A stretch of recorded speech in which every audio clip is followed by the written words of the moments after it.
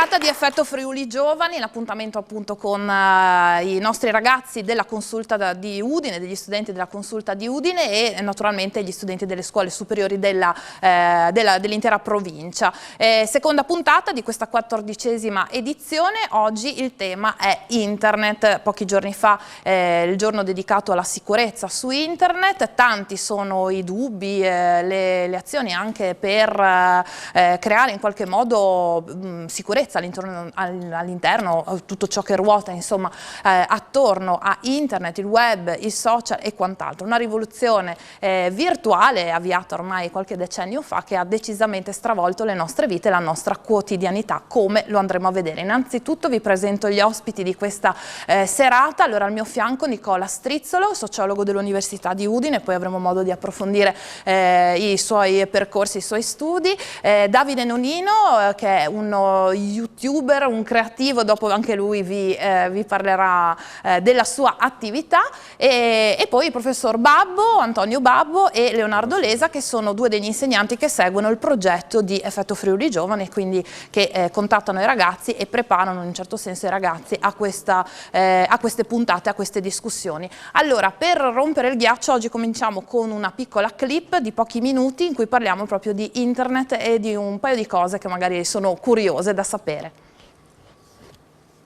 Pinterest, Snapchat, TikTok, Facebook, Instagram, Messenger, Twitter, WhatsApp, YouTube, LinkedIn. Sono questi i nomi di alcune delle principali app che ciascuno di noi quotidianamente utilizza, per lavoro in molti casi, ma soprattutto per coltivare le proprie relazioni o il semplice intrattenimento. È un fatto conclamato, gli utenti del web crescono costantemente. Numeri e statistiche di gradimento alla mano, si stima che l'utente medio quest'anno trascorrerà online un tempo pari a oltre 100 giorni, stimato in una media di 6 ore e 43 minuti al giorno.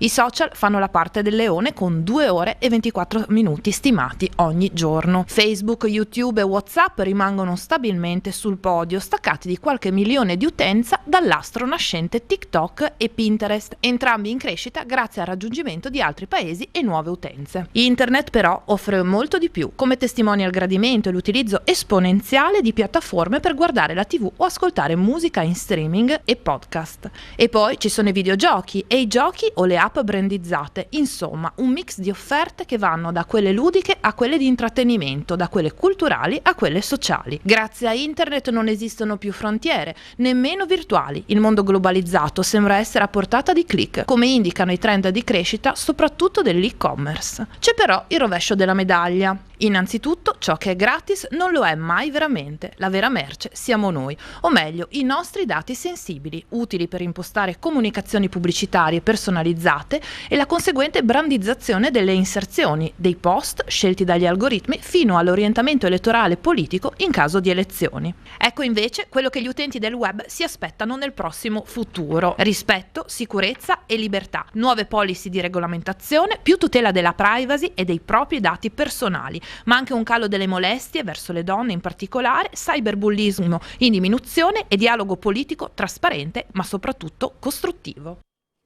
Allora, grazie a Gabriele Natale che ha realizzato il video, il montaggio, e questo era un po' un riassunto. Ci muoveremo lungo insomma, questa traccia, diciamo così, durante la puntata. Partirei da Nicola Strizzolo. Lei ha pubblicato recentemente proprio anche un'analisi di come sta andando una delle applicazioni più utilizzate e in assoluto in crescita, che è TikTok. Allora, innanzitutto chiedevo ai ragazzi, prima o poi non abbiamo avuto modo di confrontarci, quanti di voi ce l'hanno o la utilizzano? E alzino la mano. Adesso non fingete, tanto non è che vi interrogo o cosa, non siate timidi. Perfetto, insomma non tantissimissimi rispetto al trend invece che è di esponenziale di crescita, non solo tra i giovanissimi ma anche tra quelli un po' più in là con gli anni. Comparato ai precedenti social, in 3 anni ha raggiunto a livello mondiale 1 miliardo di utenti, se non sbaglio a livello italiano 6,4 milioni, e la cosa più interessante è che è aumentata, anche duplicata, la fascia degli over 35 anni, quando si pensava che era solo per ragazzini. Evidentemente ci stiamo prendendo gusto anche noi adulti. Esatto, diciamo che questo trend, dati alla mano, che sono freschi di giornata, allora, sono dati del Global Digital Report di We Are social e Hootsuite, credo si dica, sull'uso di internet in Italia. Allora, sono praticamente quasi 49.480 milioni gli utenti internet in Italia registrati, individuati insomma dalla ricerca a gennaio 2020, sono dati freschi proprio di oggi questi. 1,2 milioni di persone in crescita del 2,4% usano internet in Italia, che quindi continua ad essere sempre più accessibile e sempre numeri più diciamo grandi. La penetrazione infatti è dell'82%. Per quanto riguarda invece i social, abbiamo 35 milioni di user, quindi di utenti in Italia, sempre a gennaio 2020, che crescono quindi del più 6,4% dalle rilevazioni che erano diciamo tra aprile 2019 e gennaio 2020. L'appeal dei social quindi raggiunge oltre il 58% della popolazione che si connette. Poi per quanto riguarda il mobile abbiamo 80,400 milioni di connessioni in Italia, scendono leggermente, ma insomma i dati poi parlano di una attitudine ormai all'utilizzo probabilmente per la maggior parte dei casi attraverso lo smartphone di tutte le app e quant'altro. Ai ragazzi che hanno TikTok, chi di voi si sente di raccontare, cioè di descriverla in poche parole, o chi anche non ce l'ha e l'ha sentito parlare, che app è, in che cosa consiste?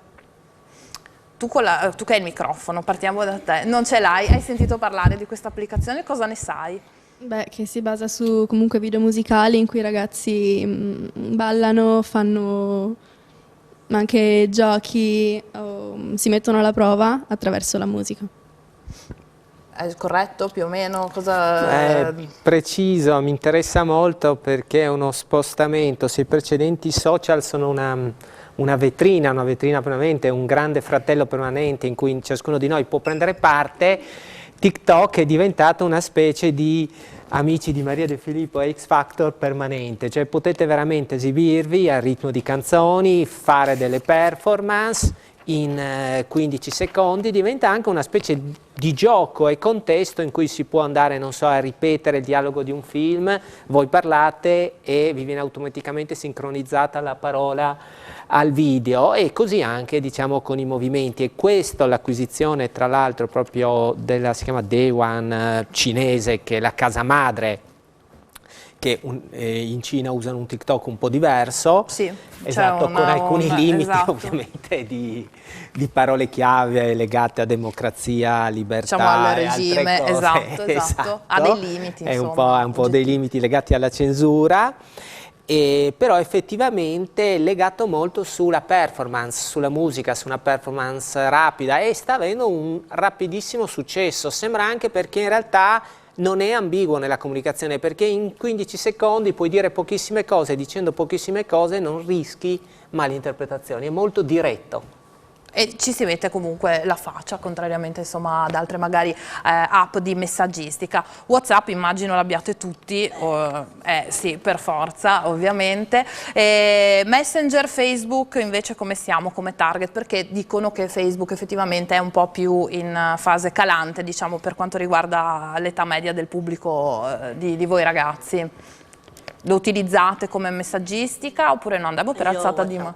Tu hai WhatsApp, quanti di voi hanno WhatsApp? Facciamo così in alzata di mano, praticamente tutti. Chi non ce l'ha?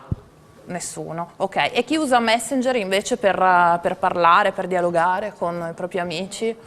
Solo tu, pochissimi. Ok, quindi insomma WhatsApp la fa da padrona. Questo anche è rilevatore secondo me di una cosa, di una tendenza, una ricerca dopo la grande abbuffata di social, di condivisione con tutti, di avere 1500, 2000, 5000, 3000 amici, di cercare invece, proprio l'utilizzo di WhatsApp è a cerchie ristrette in cui io condivido con gruppo, e ci sono infatti due applicazioni, una è Coocon e un'altra mi sembra si chiami Dex della Samsung, Sì. vorrei esatto, che invece è proprio sulle cerchie ristrette, che è l'utilizzo che molti fanno su WhatsApp, cerchie di parenti, cerchie di amici con cui mi vedo con una certa intensità e una certa frequenza. È un ritorno all'autenticità e questo sta avvenendo, c'è stata una cosa interessante anche sotto il profilo dell'informazione.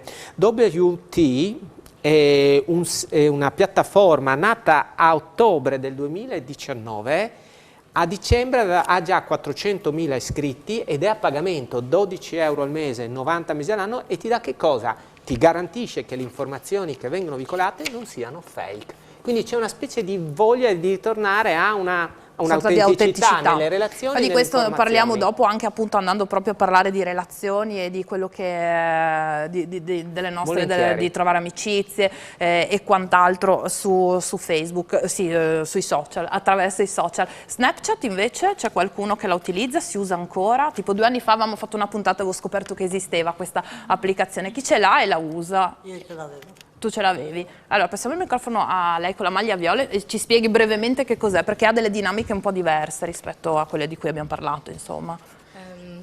Praticamente attraverso dei filtri fai delle foto che puoi condividerle con i tuoi amici o no, lo fai semplicemente perché ti piacciono e Ma a sono tempo simpatici. o no? Sono solo foto, quindi? No, hanno 24 ore di tempo, ok. se le pubblichi. E poi spariscono queste Sì. foto. Quindi insomma anche un utilizzo della, diciamo, memoria diversa. Ok, allora noi ci prendiamo una piccola pausa e dopo torniamo per parlare appunto anche dell'aspetto più umano e diciamo di relazione, di amicizie e di quello che, di come i social ci condizionano anche nel privato. Pubblicità.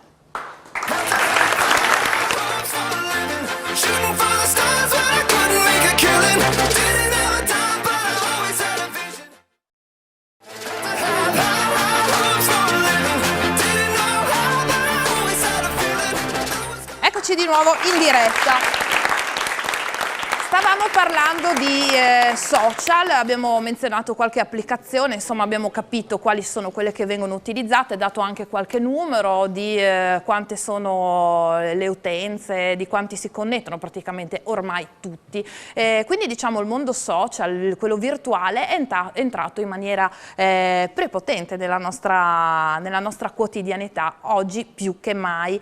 E non è solo, diciamo, ci sono degli aspetti che indagheremo più tardi, ovviamente un po' critici, perché sappiamo che internet necessita di regolamentazioni che al momento insomma sono ancora in fase embrionale, però non è tutto da buttare, perché in realtà c'è chi con il web guadagna, vive, e ci sono tante esperienze anche positive, ma semplicemente anche nella nostra quotidianità, come può essere anche la chat di famiglia, voglio dire, non va assolutamente demonizzato lo strumento. Davide Nonnino, che è qui seduto con noi tra gli ospiti, è insomma da sempre appassionato di scrittura, di linguaggio del web e quant'altro, e adesso è uno youtuber. Io ti chiamo così, tu mi hai detto prima un altro termine un po' più, diciamo, tecnico. Ok, sì, oggi nel settore si parla di creator, cioè di persona che crea contenuti, quindi può essere uno youtuber, uno tiktoker, un twittero, eccetera, un instagrammer,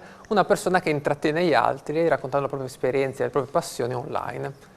E può essere declinato sotto diverse forme. Allora ne abbiamo diversi, no? Li abbiamo anche menzionati nelle nostre chat, da Taylor Mega, che se non sbaglio è stata studente di un certo babbo, e poi a livello locale abbiamo dei blogger, perché poi tutto anche ai tempi era partito soprattutto con i blog, abbiamo diversi scrittori, insomma diverse persone giovani che si sono approcciati a queste tecnologie e ne è nato un lavoro vero e proprio. Davide, spiega brevemente però che cosa fai tu esattamente, perché è una cosa un po' particolare.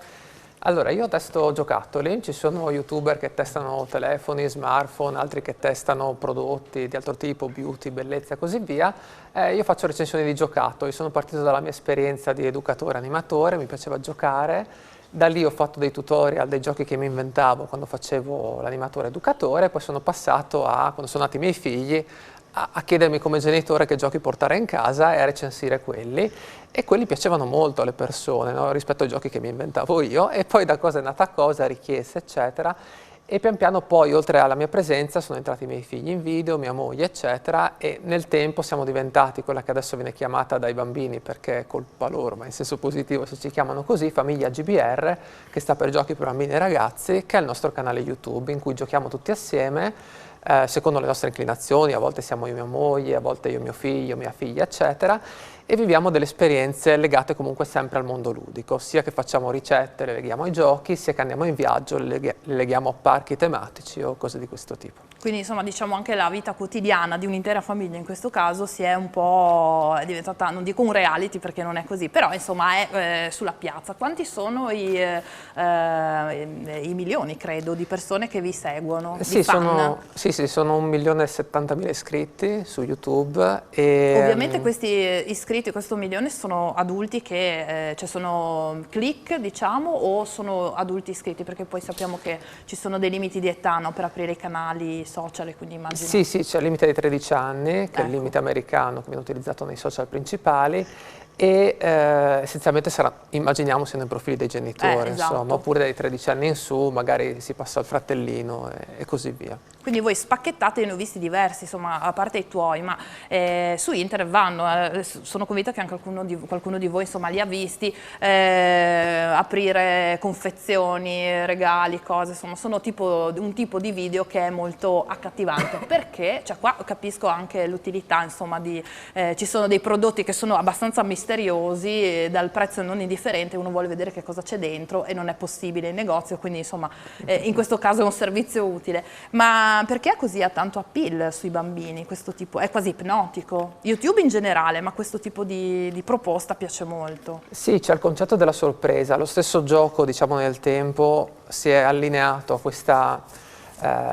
voglia di ispirazione, di novità e di sorpresa, per cui i giochi adesso che vanno tra i bambini, che piacciono, sono quelli legati al mondo dell'apertura, dell'unboxing, e sono legati a un'esperienza. Mentre una volta aprivi la confezione, la buttavi e giocavi, oggi la confezione fa parte proprio del gioco e diventa un modo per giocare, per condividere. È come quasi se il mondo del giocattolo si fosse spesso allineato a come i contenuti venissero fruiti online e piacessero ai bambini e anche alle famiglie che li vedevano con loro. Sono nati dei giochi negli ultimi anni che nascono proprio dalle challenge YouTube o TikTok o altri social.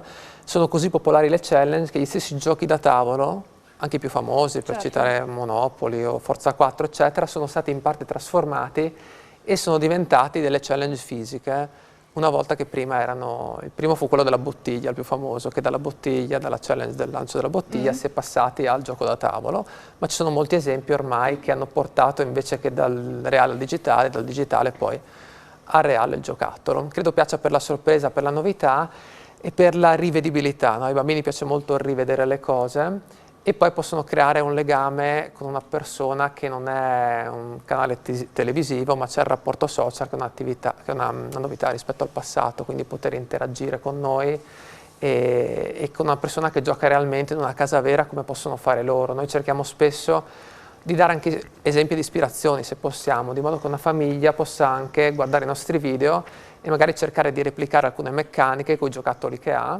senza per forza comprarne sempre di nuovi. Diciamo che sono filmati che si rivolgono un po' anche ai genitori, no? Per magari, cioè l'intento vostro è anche quello, di far capire come, cioè di far capire, di mostrare una possibilità di gioco. Ecco. Sì, poi alla fine gli strumenti, i canali sono nuovi, ma la verità, tipo giocando si impara, il principio e il valore resta quello.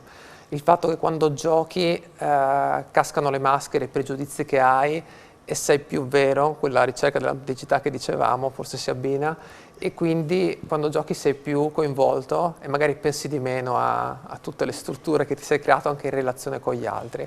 E quindi spesso per quello che quando si gioca ci si diverte veramente. La domanda è, perché magari molti di loro hanno delle idee o insomma delle velleità, no? E pensano, beh, però anch'io potrei un domani fare, no? Oppure creare un canale, e diventare famoso, fare successo, perché insomma sono quotidiani. Ci sono youtuber che sono giovanissimi e che sono idoli di bambini delle elementari, che sono più il mio target, e quindi so che ci sono dei personaggi che vengono molto seguiti. La domanda è: quanto facile è o quanto impegno ci si mette per riuscire a guadagnare e a totalizzare questo tipo di numeri su YouTube, nel mare magnum di canali infiniti e innumerevoli? Sì, come diceva prima giustamente, siamo una specie di X Factor quotidiano, no? di reality quotidiano in merito più al talento oggi rispetto al passato, e questo significa che appunto devi sfornare idee, avere tante idee per riuscire, tra virgolette, ad emergere. Per riuscire a farlo la cosa importante è seguire se stessi e la propria passione, nel senso che ci vuole un impegno tale che fare qualcosa che non piace o farlo perché lo fanno gli altri e quindi grazie a questo posso diventare qualcuno qualcosa, puoi farcela 1 mese, 2 mesi, 3 mesi, poi diventa difficile. Cioè se non cavalchi un'indole tua personale, cioè se a me non piacevano i giochi o stare con i miei figli, perché prima storicamente mi è sempre piaciuto il lavoro di educatore, sarebbe stato veramente difficile, se non impossibile, perché richiede una costanza, una presenza, a differenza del lavoro che chiudi la porta ed è finita, qui comunque sei sempre online. Deve essere qualcosa che ti piace, quindi la cosa migliore da fare secondo me è seguire la passione personale che si ha, che sia veramente qualsiasi, perché a volte anche un canale che parla, sembrava impossibile, ma oggi i canali di finanza tenuti da ragazzi sono di molto successo e piacciono molto, quindi anche un tema come la finanza può essere una passione da portare avanti, unito poi alla propria identità, cioè la passione deve comunque rispettare l'io personale, perché dopo l'impegno richiesto da queste piattaforme e lo stress anche emotivo, no? Di essere ogni giorno, posto un contenuto e gli altri mi possono... Insomma, sia un po' la berlina poi di commenti positivi sì, come oltre a quello negativi, anche funzionerà, domani certo, funzionerà certo. ancora, tra un mese cosa succederà, e quindi è importante che ci sia un equilibrio tra quello che piace e l'identità. Ok, Dharma, vai con la tua domanda. Una riflessione, mi è piaciuto molto il suo discorso, però ad oggi, se pensiamo comunque alle persone che sono diventate famose grazie ai social network, noto che persone come lei, che comunque fanno qualcosa di interessante, interattivo, ludico, comunque di importante, vengono prese meno in considerazione rispetto magari a persone che lo fanno per moda, divertimento, cioè questi influencer ad esempio, no? Loro diventano famosi grazie a quello che vestono, quello che sfilano, quello che pubblicano come fotografie, però in realtà non seguono una passione o un modo di pensare, di vita o comunque qualcosa. Perché questo diventa nei social? Cioè perché non diventa invece la trasmissione di passioni? Perché un giovane poi ad oggi magari si condiziona sul fatto che per diventare famoso devi essere la persona più bella di questo mondo, comunque la persona più portata a far foto o quant'altro, mentre si può diventare qualcuno anche senza avendo delle vere doti, che non è magari solo quella della bellezza fisica. Certo, certo.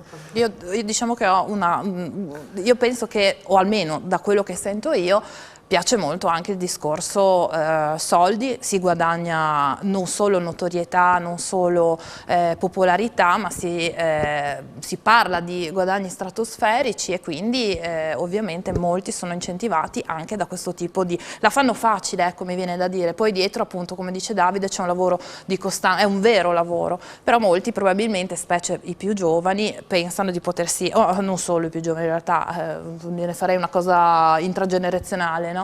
Pensano di fare successo facilmente, non si è sempre così fortunati, l'idea non è sempre vincente.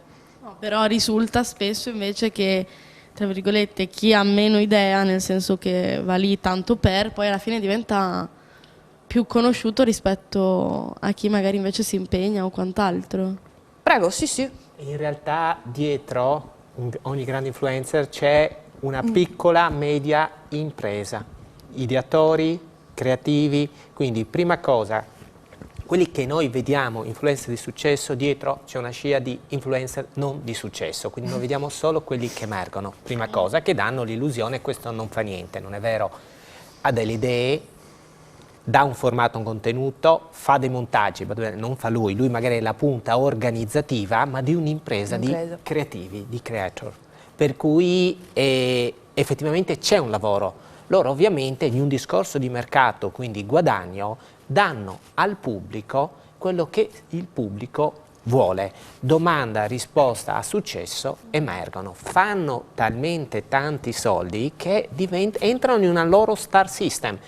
Hanno più o meno, non so se il tempo lo avranno, perché proprio per questa trasmissione, se pensiamo, io credo, poi mi può correggere lui, che forse i primi influencer, almeno quelli più noti, quelli più al pubblico, erano proprio i fashion blogger. Sì. È vero, all'inizio sì. Effettivamente che ci sta col discorso che dici tu, però erano di un certo interesse per il pubblico e quindi anche diventavano un tramite per i vari brand che volevano, diciamo, passavano attraverso di loro, quindi avevano una forma di lavoro che era quella di rappresentare determinate marche e lo facevano con inventività, con creatività, spesso anche giravano più o meno il mondo dell'arte, erano stati attori, avevano fatto comunque dei percorsi artistici. Diciamo che non Non si sono può così banalizzare, improvvisati. però l'idea che arriva è probabilmente Ma quella. perché? Noi ci dobbiamo fermare un attimo per la pubblicità e torniamo subito dopo in diretta. Sì, scusa, perché sono già fuori.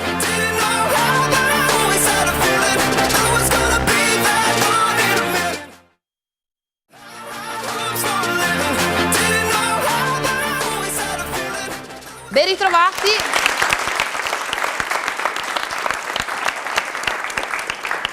Allora, a te se ti alzi in piedi col microfono in mano, così ti vedo a favore di telecamera. Allora, io avrei una domanda da fare, ma lo YouTuber fa tutto da solo oppure ha qualche aiuto da qualcuno?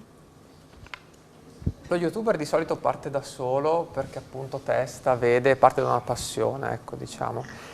E dopodiché, più crescono i numeri, quindi diventa un'esigenza anche redazionale di produrre e così via, solitamente, diciamo, proprio per parlare in generale, chi ha più di 500.000, 1 milione di iscritti e un'attività strutturata, inizia ad avere un team che lo supporta alle spalle, che quindi se è il montatore e lo scenografo, diciamo la versione televisiva ma un po' più semplificata, un po' più snella, un po' più lean, come si dice adesso, per cercare di produrre in tempi più veloci, poi dipende dai format, eccetera, e anche dalle scelte personali. Ecco, io ad esempio facciamo ancora tutto noi perché a me, come diceva Marta, sono collegato alla scrittura per amore, quindi per me montare un video è come tagliare, scrivere, dare proprio, anche quando voi fate un video, credo che insomma lo stile personale sia importante nei risultati e quindi mi piace proprio fare personalmente, ecco, però di solito c'è un team alle spalle, sì. Tu che hai il microfono in mano, e che ehi, occhiali verdi, alzati sì, sì, no ragazzi, non è la palla che scotta, avanti, tu che rapporto hai con i social, se segui youtuber o personaggi come gli influencer e quant'altro? Al microfono.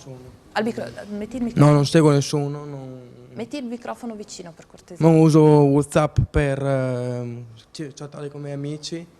Per scelta, non sei molto non social? Per altro. E come mai? Cioè sei l'unico del gruppo o è una scelta condivisa anche con i tuoi amici? Non so, c'erano ai miei tempi quelli che non volevano avere il telefonino, c'eravamo tutti, poi alla fine si sono arresi. È una scelta tua di posizione o magari, non so, i tuoi genitori ti impongono di non avere il cellulare o non usare chat, perché ci sono anche dei discorsi di sicurezza dietro? No, uso telefono per chattare con i miei amici, dopo prendo... guardo un po' di video di YouTube su macchine da rally, quelle robe lì, ma non per altro, sì. Ok, passa pure il microfono, altri che hanno il microfono, vai, alzati, grazie. Vedo che tantissime persone vedono sempre più spesso il diventare famosi sui social come obiettivo, proprio il diventare famosi in sé, mentre vedo che le persone che fanno successo in realtà non sono quelle che hanno questo obiettivo, ma sono quelle che testimoniano un loro percorso qualsiasi tramite i social. Quindi non so bene come funzioni questa cosa, vorrei capire perché sempre più gente ha solo l'obiettivo di diventare famosa quando in realtà i contenuti che interessano sono quelli più reali, ecco. Allora, facciamo un attimo una raccolta di domande e dopo rispondiamo. Passa il microfono pure a Orestes. Nel frattempo da casa ci dicono riguardo ai social network dove ci porterà tutto questo e come cambieranno ancora le nostre relazioni in futuro. Per esempio usiamo più le emoticons che parole ed è giusto, corretto fare così? Orestes? Sì, anche tu alzati, prego. Io vorrei chiedere una cosa che non capisco. Quando vado in giro in centro a Udine, vedo al bar ragazzi che si hanno col telefono in mano invece che parlare con loro. Io farei di tutto per stare in compagnia, loro che hanno un'opportunità non la usano bene. Questo è un aspetto interessante su cui riflettere. Altri che hanno il microfono, fate un giro e partate le vostre esperienze come questa. Eccoci. Avrei una domanda, Prego. ma i ragazzi giovani adesso, anche gli youtuber, come decidono di aprire un canale così espandersi. Come ci provano? Per dici? cosa lo Come- fanno, ecco. Ok, altri giri di microfono? Fatevelo passare nel frattempo, ecco. Chi vuole, avanti, ad arma. Buonasera, io vorrei concentrarmi magari più su un tema sempre inerente, ma che riguarda più l'anonimato, ovvero secondo voi per limitare quelli che poi sono i casi di cyberbullismo sarebbe fattibile imporre agli utenti che vogliono utilizzare ad esempio Instagram il caricamento della carta d'identità o comunque di dati personali che attestino che tu in quanto persona stai usando il profilo ad esempio Instagram per tutelare quelle che poi sono le violazioni della privacy o anche i commenti negativi inutili che tanta gente, spesso anche in YouTube, o lo fa per divertirsi o comunque lo fa nascondendosi dietro un profilo fake. E in questo modo, secondo me, limiteremo quelli che sono i casi anche di insulti fortuiti e senza senso che comunque vanno a ferire la persona. E a questo punto approfitto per chiederti se tu hai mai subito dei commenti negativi e come hai reagito, se poi ti hanno toccato te e la tua famiglia, che comunque vi esponete al mondo intero. Sì. Ecco, sì. Dividetevi le risposte un po' acuno. Partiamo da quest'ultima. E poi parto dall'ultima, ok. Sì, questo discorso del bullismo purtroppo lo vedo anche in bassa età, nel senso che noi comunque diciamo ci rivolgiamo a bambini che hanno dai 6 ai 12, 13 anni, 11 anni e abbiamo anche, ne parlavo prima con il collega, che abbiamo un'applicazione noi gratuita che i bambini possono mandarci i loro disegni, no? Io controllo tutto, amministro tutto prima di pubblicare, ma ci arriva un po' di tutto, insomma, quindi arrivano dalle minacce di morte fino a gesti volgari e così via, no? Come reagisco? A me mette tristezza perché vengono dai bambini e quindi mi faccio tante domande. Dall'altro lato, quello che cerco come reazione è quella di essere ancora più convinto a portare avanti un altro tipo di discorso su YouTube, un discorso di costruzione di relazione di valori quando proponiamo un prodotto, quindi al di là dell'aspetto commerciale noi cerchiamo anche di proporci come famiglia in un certo modo e di battere su quel tipo di valore in cui crediamo personalmente. Ecco, quindi ci resto male, ma la mia vendetta è quella di riuscire a proporre qualcosa di buono, ecco, perché credo che un sorriso, lo stare insieme sia meglio di quello che... Anche perché rispondere alle provocazioni. A chi è capitato magari insomma di ricevere qualche insulto o commento non gradito sul proprio profilo? Non dico vittima di bullismo, però insomma che si sia sentito un po' preso di mira da qualcuno, anche per l'aspetto fisico. Si parla di una media di 100 selfie al giorno, ovviamente li si fa per pubblicarli poi nei vari social e quant'altro, e in cerca dei like, però possono arrivare anche appunto dei commenti non proprio gradevoli. A nessuno è successo? A me in classe. A te in classe? Passa il microfono, per cortesia, grazie, scusami. E che cosa ti... Perché quindi anche... vabbè, vai. No, io sono stato preso in giro da un compagno di classe che Babbo conosce. Beh, non diciamo il nome, Prego. Va bene così. Allora, professor Babbo, grazie Orestes per questa testimonianza. Professor Babbo, anche a scuola i ragazzi sappiamo insomma che il cellulare dovrebbe essere spento, insomma ci sono diverse idee, no? Glielo togliamo, non glielo togliamo, ma davanti a episodi del genere che cosa un formatore, come si approccia e che cosa dice? Perché poi se non deve essere neanche ghettizzato chi o comunque indicato chi subisce questo tipo di cose. È chiaro che tocchiamo le persone, quindi tocchiamo la fragilità delle persone e sicuramente tutti questi social sono un'estensione della nostra persona, sono diventati questo ed è chiaro che toccare una persona sul social vuol dire toccarlo sulla persona stessa, no? E quindi è chiaro che fa male.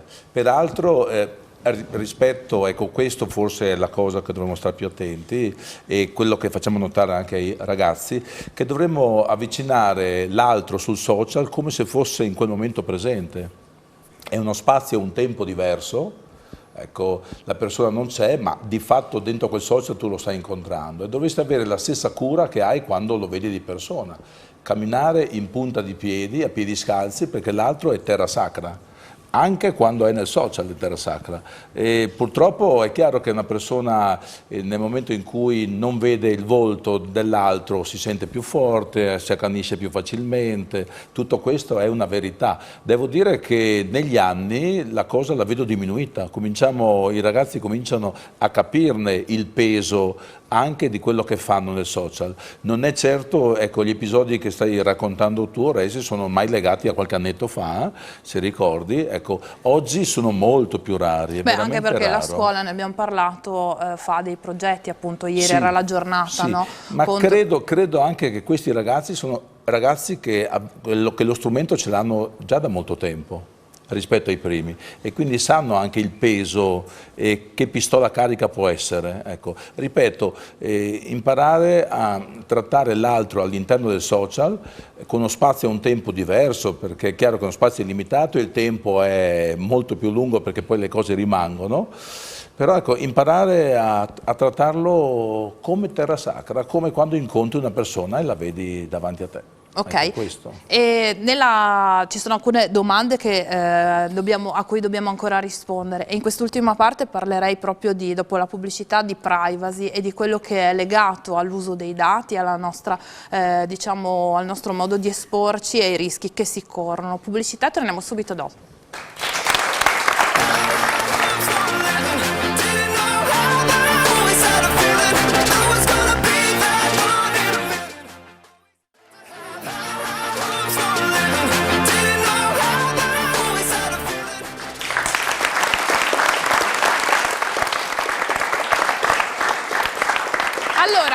Eravamo rimasti che avremmo parlato di privacy e diciamo degli aspetti un po' più spinosi, che forse sono quelli che preoccupano sicuramente i genitori, ma visto che i ragazzi sono sempre più consapevoli dei mezzi che stanno usando, cominciano a chiedersi effettivamente, no, se non debbano essere fissati dei limiti, delle nuove regole, la carta d'identità. Rispondiamo alle due domande che erano rimaste in sospeso. Esatto, allora di questa forma, questa proposta sono state fatte, anche il recente ministro Pisano ha fatto esattamente la stessa, dare a ciascun cittadino un'identità digitale e tu ti muovi con quell'identità digitale che è riconoscibile. C'è stato, tra virgolette, un sollevamento popolare, perché la democrazia si basa sempre su questo, su un equilibrio tra controllo e libertà. Un altro esempio eclatante è stato MySpace. MySpace stava andando... 2003 è nato, 2005 entra in crisi perché stava andando benissimo, guardate bene, 2005 entra in crisi e nel 2004 cos'era nato? Facebook. Quindi è anche interessante. A un certo punto viene venduto per 500 milioni di dollari, all'epoca era una cifra, adesso ormai ecco, e quindi hanno posto l'attenzione. A un certo punto hanno visto che non c'erano dei filtri pesanti sui minori, quindi a un certo punto questo è stato attenzionato dall'FBI, l'FBI ha chiesto l'iscrizione di tutti gli account per vedere se c'era qualcuno che aveva precedenti penali legati alla pedofilia. Questo ha creato la crisi di MySpace, che esiste ancora come piattaforma e sito dedicato alla musica, per cui effettivamente se tu proponi questo, che potrebbe anche essere tra noi ragionevole, perché chi di noi ha qualcosa da nascondere? Nessuno. Però da un'altra parte c'è una sollevazione popolare, perché poi diventa uno strumento di controllo, chi controlla i controllori e via dicendo. Per quanto riguarda l'utilizzo invece di tutte le informazioni che comunque hanno, perché in qualche maniera o hai un certo livello di abilità e riesci a mascherarti, ma io non ce l'ho, perché quindi comunque sei riconoscibile. Allora lì c'è un altro discorso, che utilizzo possono fare di tutte le informazioni. Questo è un discorso annoso, bisogna avere paura o meno di internet e di tutte queste conseguenze possibili. Io dico mai avere paura dell'innovazione, perché la paura genera mostri, sia in chi ha paura, che viene annichilito da paura, sia in chi incute paura, perché così i prepotenti aumentano di forza. Bisogna avere, quando si usano questi strumenti, secondo me, bisogna avere consapevolezza e autocoscienza, cioè se veramente sai quello che stai facendo e soprattutto te lo stai chiedendo, ma so quello che sto facendo, sai le conseguenze, ti stai chiedendo, ti stai interrogando, allora con questo esercizio minimo mentale di sapere, quindi andare a ricorrere all'informazione, ma soprattutto autoriflessione, ma me lo sto chiedendo, ma lo so, diventa un vademecum, una forma critica che vi tutela, perché effettivamente se voi volete andare a vedere informazioni, internet anche questo vi dà tante informazioni, ci sono metodi, magari ci va più tempo, di critica anche dell'informazione, e questo è una forza, cioè debolezza e forza insieme, tanta informazione e tanta disinformazione, ma anche, se avete tempo da investire, di usare la vostra criticità, il vostro spirito critico per trovare le informazioni giuste, anche su quella determinata applicazione o social che state utilizzando. C'è scritto anche, se andate a vedere nel contratto, c'è scritto come vengono usate le informazioni. Ma a leggere i contratti sappiamo che sono file e file di righe continue, ma si dà sempre l'assenso, e quindi è colpa nostra. Sarà sempre meno tempo di quello che utilizzate sul contratto per leggerlo, di tutto il tempo che andate a spendere poi sul social. Vabbè, questo senz'altro, però è diverso, no? Esatto. Poi c'era una domanda sul contenuto. Beh, queste sono le basi della comunicazione. È ovvio che ogni comunicazione, anche quella nei social, ha un momento di seduzione, quindi se io riesco a conquistare la tua attenzione, così guardami, ho il tuo sguardo, magari 1 milione di utenti perché ballo bene o altre cose, ma se non ho poi contenuto, avviene esattamente il contrario, io ti creo delle aspettative che poi ti deludo, viene chiamato demarketing. Per questo, se dietro non c'è quello che dicevamo prima, un serio lavoro di contenuto e di proposta, quindi una persona che in qualche maniera ha raggiunto un qualcosa, magari una sua competenza nell'arte culinaria, una sua esperienza e passione nell'educazione, e allora ha qualcosa da veicolare e trasmettere, e lo fa magari anche in maniera imprenditoriale, se no ovviamente poi prima o poi, raggiunta una certa curva, scenderà, perché verranno persone più brave di lui, persone che si sapranno aggiornare, persone che sapranno usare quel successo per investirlo e tradurlo con disciplina, con un approccio imprenditoriale in altro successo. Prego. Allora, volevo farti una domanda. Prima sui video che sono comparsi ho visto che tu non ti fai molti problemi a postare anche il volto dei tuoi figli. Volevo chiederti cosa ne pensavi e se per te è un problema, se pensi che ci sia dietro qualche tipo di rischio. Altre domande prima di fare... Tu dopo. Fate un giro di microfoni, che così facciamo un altro purpurri. Volevo farla al professor Strizzolo e volevo chiederle, visto che nella storia di tutti i social abbiamo visto che Snapchat è uscito, ci sono delle compravendite del social stesso, aveva messo le storie e Instagram poi gli ha copiato le storie, Snapchat, ahimè, è morto come social. TikTok adesso cosa succederà a questo social? Nel senso che dovrà sovrastare gli altri social, rimarrà nella stessa linea d'onda, usiamo questo termine, oppure farà altro? Intanto rispondiamo a queste due. Prima Davide facciamo e dopo... Ok, rispondo un attimo velocemente a quella su perché vogliono fare gli youtuber, che mi hai ricordato da prima. Ma io credo che sia la voglia che si ha di poter, vedendo chi ce l'ha fatta, tra virgolette, di poter riuscire a vivere della propria passione e farne un lavoro, che credo sia un po' il sogno che giustamente deve avere chiunque, può avere. Quindi credo che questo faccia venire voglia a molti ragazzi di mettersi alla prova, di provarci. Ecco, che è anche un bel banco di prova, secondo me, perché devi scrivere le storie, pensare a come fare, informarti, approfondire, con il discorso che appunto solo la vera competenza nel tempo, anche se all'inizio può esserci il colpo di fortuna, poi viene premiata alla lunga distanza, insomma, perché poi cambiano le piattaforme, basta pensare a quanti Instagrammer sono sopravvissuti all'evento delle storie, ad esempio, molti sono stati proprio spazzati via, proprio perché mancava qualcosa al di là dello schema, faccio la foto, eccetera, ecco. E per quanto riguarda invece il discorso dei bimbi, ma io credo che l'importante sia il contesto, no? Nel senso, noi non...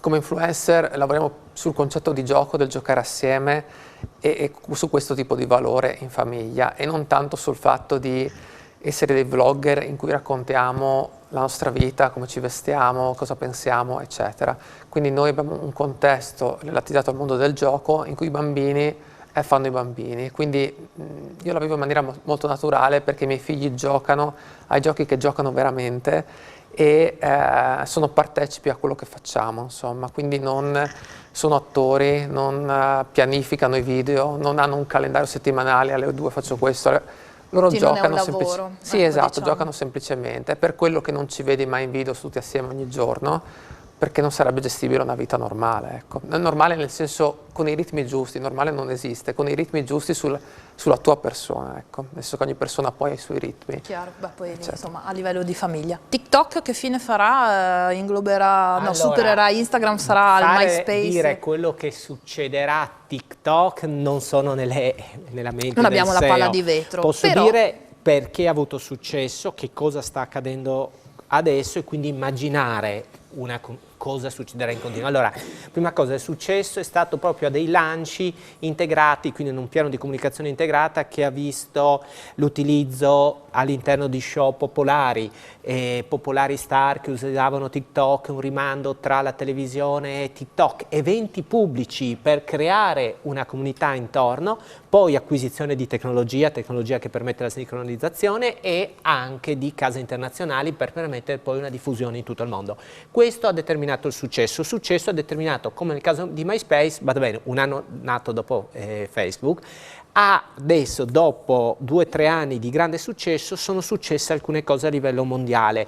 In America, prima dell'Italia, questo non era poco noto, il governo sta indagando su TikTok per una grande acquisizione, quindi le questioni dell'antitrust, dall'altra parte anche questioni dell'utilizzo dei dati che dati fanno, con anche parallelamente una critica da parte di Zuckerberg a TikTok, dice sì, non rispetta la privacy, beh, poi insomma, in Cina senti c'è da la che censura. pulpito, no? Esatto, ecco. Diciamo che in sappiamo Italia che... è successo la stessa cosa, adesso i servizi segreti italiani andranno a indagare che utilizzo viene fatto nella Repubblica Popolare Cinese di questi dati, per cui sta dicendo in qualche maniera sta ricevendo dei colpi. Diciamo che sicuramente i social, cioè questo tipo di applicazioni hanno di fatto abbattuto qualsiasi confine, per cui ci si ritrova poi in dinamiche dove le giurisdizioni di diversi paesi fanno a pugni e non si trova un accordo. Adesso quindi insomma si è messo in evidenza, gli stanno sparando contro in questo mercato, lo sai meglio tu di me perché sei sempre preparatissimo su discorsi economici e finanziari, o cresci e cresci fino a un punto di acquisire altro e quindi diventare grande e forte, o raggiungi un certo punto in cui i costi-benefici dicono ok, vendo. Ok, la devo fermare. Orestes, passate il microfono. Aspetta, non hai il microfono. Mi passate un microfono perché a 30 secondi dalla fine, nel frattempo io ringrazio ovviamente la regia di Gian Domenico Ricci, Tommaso Ravo e Mattina Berardo, ringrazio i nostri ospiti, Nicola Strizzolo, Davide Nonino, il professor Babbo, il professor Lesa, e poi abbiamo una dedica lunghissima, dobbiamo farla di corsa perché sennò ci tagliano la testa. No, qua vicino a me, al professor Babbo, veloce che mando i saluti. E la sigla? Caro Babbo, ho pensato di fare questa piccola dedica perché tu sei un grande amico per me. Sei un prof di religione, ma per me un insegnante di vita. Mi hai insegnato a sorridere per davvero. Mi hai insegnato di lottare ogni giorno. Mi hai insegnato ad amare e a comportarmi davvero da uomo. Allora Orestes, adesso io ti fermo perché è una bellissima dedica. Dobbiamo mandare la sigla. Vieni qua. Mandiamo la sigla perché Orestes è uno dei nostri ragazzi. Grazie per essere stati con noi. Ci vediamo la prossima settimana in replica sabato. Grazie.